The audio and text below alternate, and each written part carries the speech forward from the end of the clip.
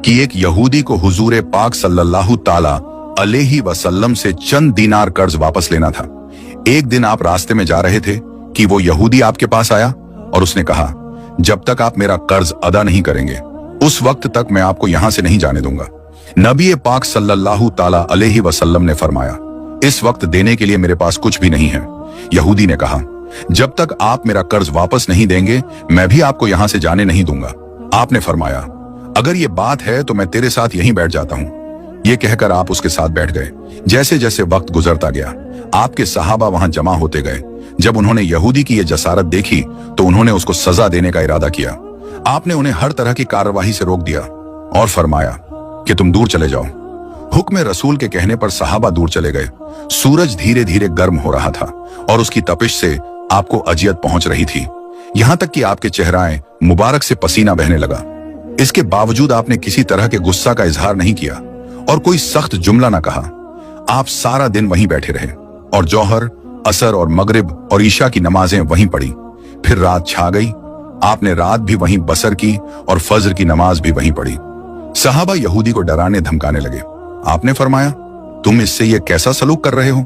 सहाबा ने कहा, या रसूल अल्लाह, इसकी ये जुर्रत के आपको यर्गमाल बनाकर अपने पास बिठा ले।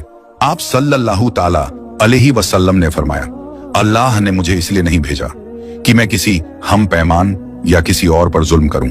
जब दिन चढ़ा तो यहूदी ने कलमा इस्लाम पढ़ते हुए कहा, अशहदो अल्लाह इलाहा इल्लल्लाहु व अशहदो अन्ना मुहम्मदुर रसूल अल्लाह।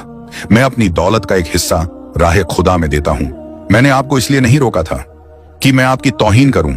इस जरिए से मैं आपके पैमानाए सब्र को आजमाना चाहता था, क्योंकि तौरात में मैंने आपकी ये सिफ्त पढ़ी है, मोहम्मद बिन अब्दुल्लाह मक्का में पैदा होगा और तैबा की तरफ हिजरत करेगा।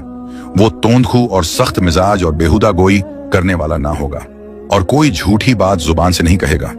इस तरह से मैंने आपको यहां रखकर इस बात की तस्दीक की है कि तौरात ने बिल्कुल सच कहा था।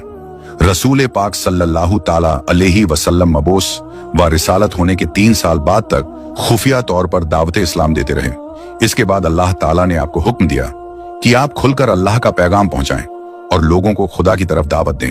अय्याम हज शुरू हुए तो पूरे अरब से लोग मक्का की तरफ आना शुरू हुए।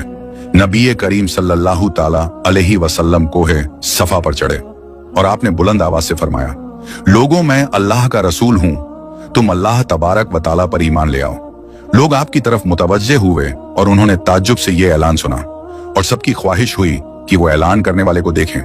फिर आप सफा से उतरकर मरवा आए और वहां पर भी आपने 3 बार यही ऐलान किया।